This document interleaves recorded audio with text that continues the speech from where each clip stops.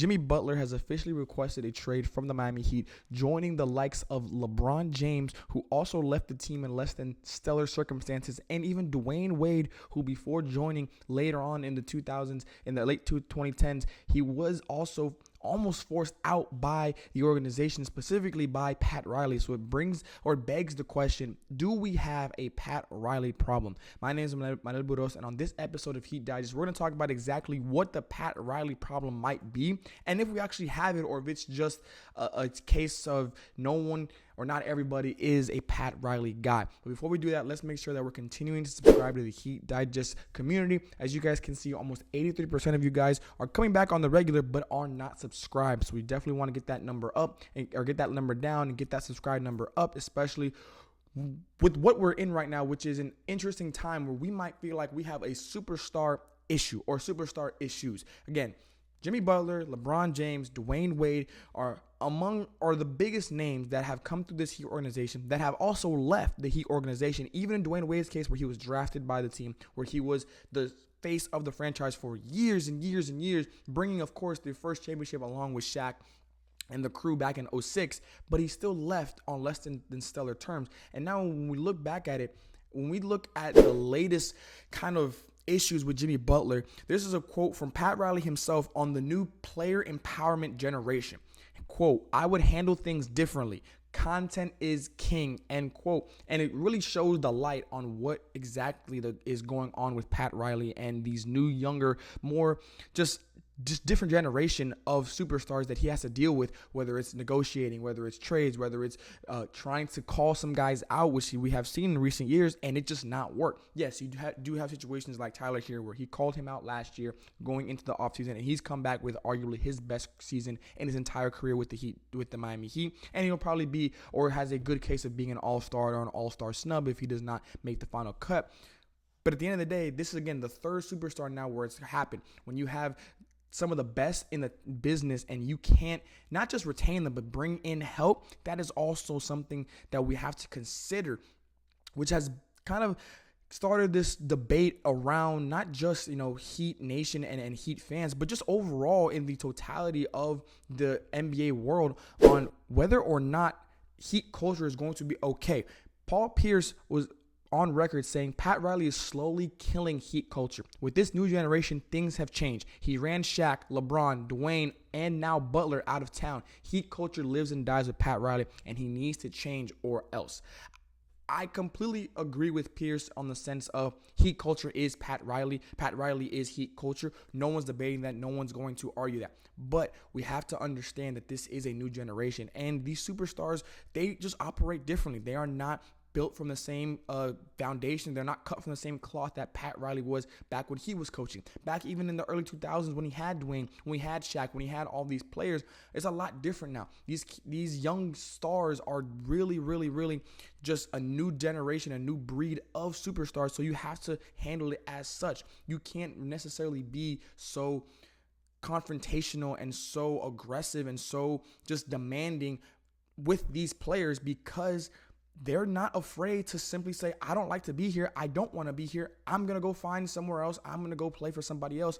And again, this is a player empowerment driven league right now where, if we're being honest, as much as it is for the organization to do what's best in their own interest, the stars and the players have their own right to do it in themselves too. Yes, we're all upset with how Jimmy Butler has started his exit out of Miami, but at the end of the day, he says he's not happy, he's not enjoying himself. He has the right to leave, and he's made that decision very, very clear. Even on Instagram, quoting and saying at his coffee business at his store, complimenting one of his baristas, saying that's what a leader, that's what a boss does. He builds you up, not tears you down. Clearly taking shots at Pat Riley. So when you have a situation like this and you have a track record of this now where you're running away the best player in the league at the time of LeBron, you're running away your franchise guy, the guy who has a statue right now outside of the arena, Dwayne Wade, and now you're running out of town, quote unquote, Jimmy Butler, who has saved you from what could have been a very longer rebuild here,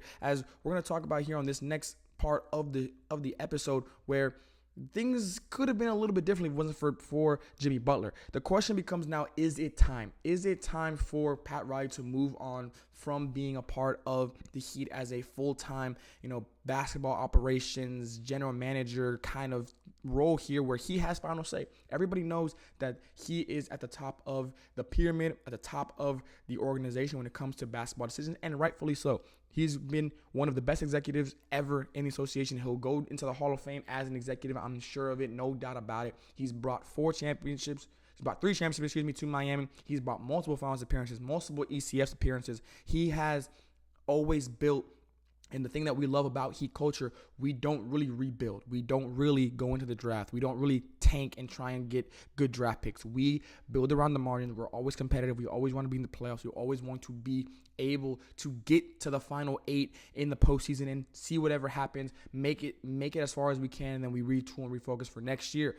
But sometimes that isn't the best case, and we've kind of seen in the past few years here. We look back now at a few quotes coming around from the circles. The Dan Libardi show, where Pat Riley was actually on the show.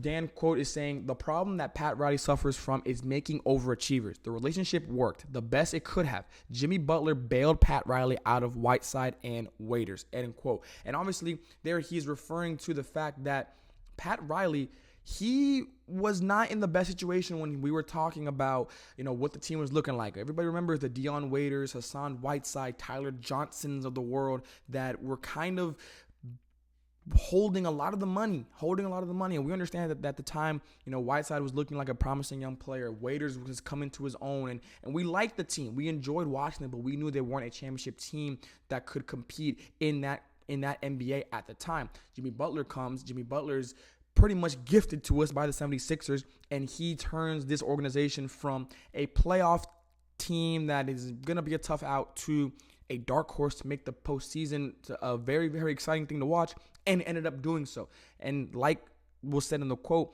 when you overachieve, you have to also understand that this cannot be things about overachieving. You can't rely on overachieving every single year.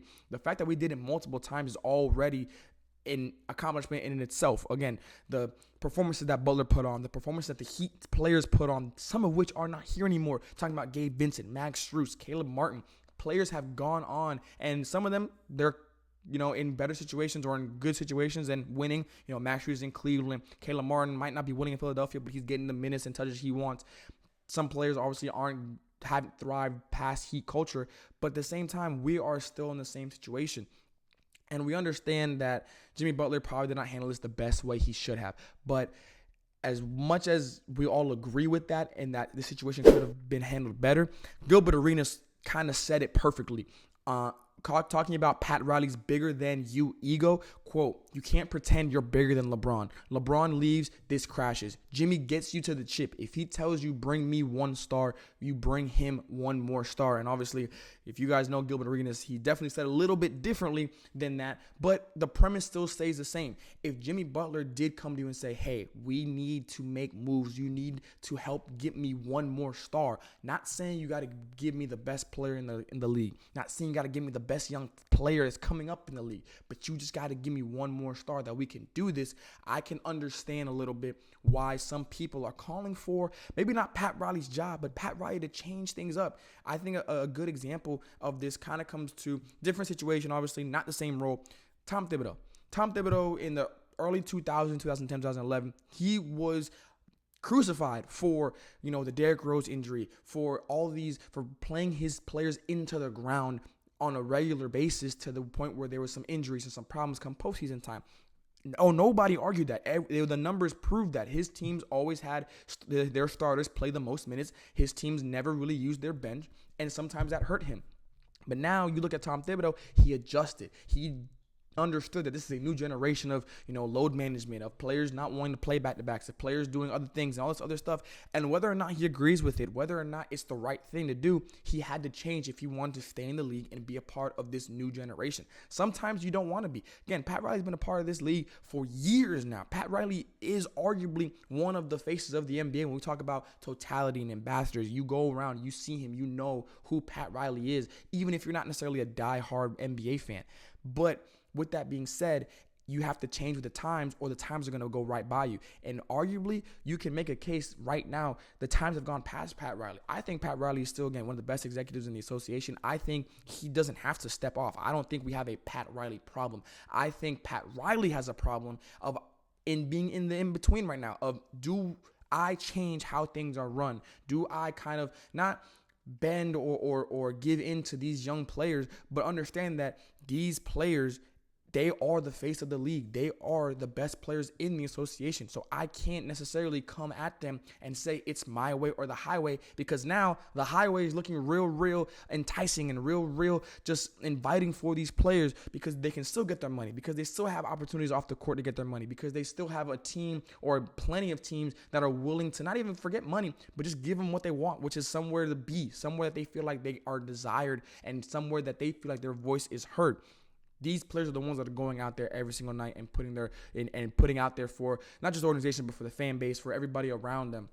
So there have been multiple situations now where Pat Riley has been pointed to as saying or being the reason that superstars have left. Even Shaq earlier this month said he knows what it's like to argue with Pat Riley. There's not really an argument to be had.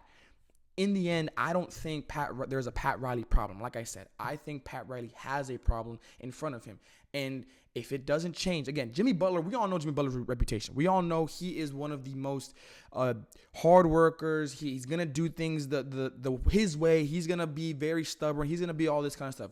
Granted, right now, he might not be in the best light with Heat fans, and me included. Like, I understand completely with the Heat Nation right now, but we have to understand who Jimmy Butler is. Jimmy Butler might be the most used to or most comfortable player or most realistic player to what Pat Riley is used to.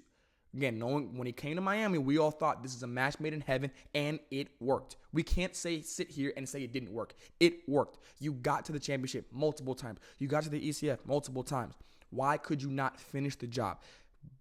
The flat out truth is we did not get a superstar. Yes, you can talk about Tyler and Bam and all these other guys, but we had opportunities to go out and find somebody. We had opportunities to go out and get somebody. We just didn't do it. Why is that? What is the question? What is the answer to that question? Leave down in the comments below. Do you think Pat Riley, it's time for him to move on? Is it time for us to bring in a new head of basketball operations, or whatever title you want to give that person? Or does Pat Riley just need to adjust? Or maybe it's none of the above. Maybe it's the fact that, again, not everybody can survive in Heat culture. Not everybody can survive in the Pat Riley world. Is that also the answer here? Leave down in the comments below what you think and what your opinion is about it, and we'll catch you on the next episode of Heat Digest.